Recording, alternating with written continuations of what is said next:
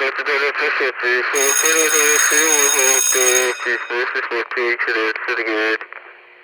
of Love is now pretty much set up, but there's some more stuff you have to do involving you and your play partner. The first thing you will do is choose some traits. Traits are essentially your kind of end goal scoring cards. Traits will give you a goal, and they will ask you to try and get your tokens between both of you, usually, into the same areas on the personality dimensions chart. So here we need to have a nurturing trait, and our shared balance should be 5 gentleness or more. They are chosen secretly and put onto your card holder, provided, and left there for the rest of the game. They may change at certain points. Occupation you will choose. This will give you some starting discs to put out places. And then, most excitingly, you will choose some features, not for you, but for the other player. So, if I was playing with a stunningly handsome guy like myself, my feature selection might go a bit like this.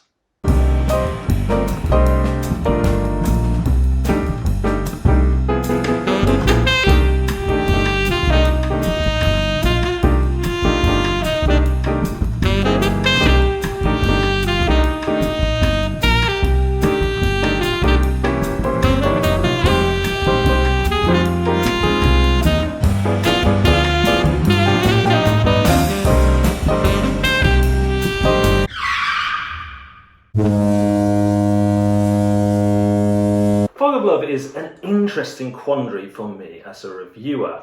I don't know where I fall on the argument of, is it a game or is it an experience? And I don't know if I care. I had a lot of fun playing Fog of Love. Yes, it was more to me like an RPG light experience, but I don't have much experience in RPGs having said that. So it's definitely an interesting one. There are game elements such as the trait cards. I really like the decision making between choosing at the same time when you both have to choose or you have to guess, or there's certain ramifications or rewards for the different things. I really enjoy those. However, again, this depends on how gamery you're being, because the person you're playing with can decide, as they did in one game, to totally wreck the relationship. Yes, it was the intro game and the relationship lasting wasn't one of the goals, but there is that. Players can decide to be antagonistic, they can decide to play to how they think their character would play, depending on the traits and occupation they've been given. And I do find that the more people are willing to get over the initial awkwardness, perhaps, of having this intense, full-on romantic relationship with the other player, then the more they're willing to roleplay, then the more they will get out of this. The different scenes and chapters, scenarios, give you different synopsises to play through, and they are a lot of fun and provide variety. In terms of how often I will play this, it is something that I would want to dip into definitely again in the future. I feel like perhaps I've seen everything in the box, but I might show it to people so that they can experience it and play through it with them. And I think that might provide a good experience for them, because I'd almost be GMing it in that situation. I am fascinated by the gaminess of this kind of middle column, the personality dimensions, and I think that that could be explored in a lot of exciting ways going forward with the gaming system. So yeah, I think there's something there. I think it's a game that everyone should probably experience, but not everyone needs to own. The rules, the getting into the game, was good. It was all done through cards, but this is a game where there's a lot of reading, and the gameplay isn't that complex, and probably the reading, with the added reading of the rules on the cards that you have to read out to each other, probably resulted in a little bit too much reading for my liking. Although you were playing at the same time, it was broken up by those playing actions, so that worked well.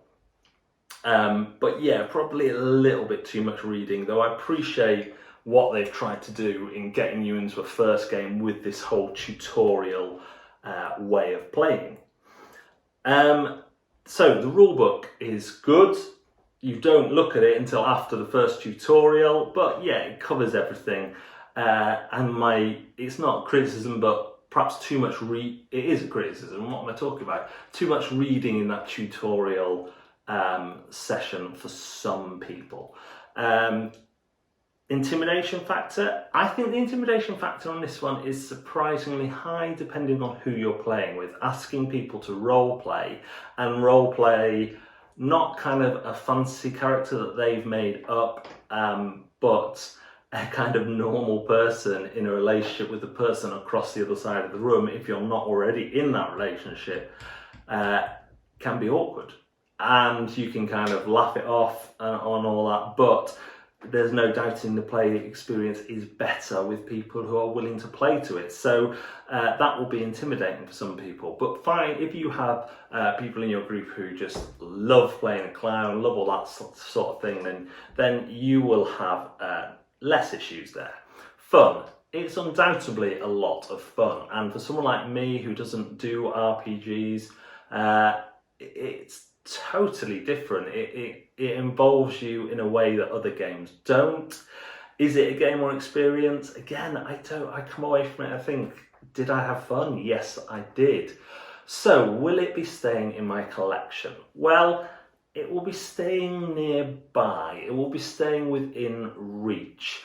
I'm going to permanently loan this copy out around my local groups and let people try it for themselves. But it's enough for me to know that when I get the itch to play something like this, it is available.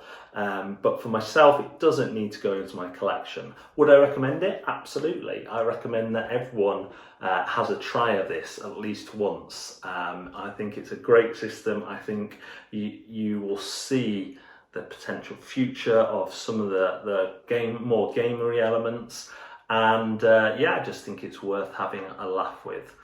So those are my thoughts on Fog of Love. Thanks very much for watching Board, Deck and Dice. I'm going to go get my bedroom eyes and perfect teeth and muscular body out of here and see what damage I can cause in the world. But of course, before I do that, we contractually have to find out what the fox says.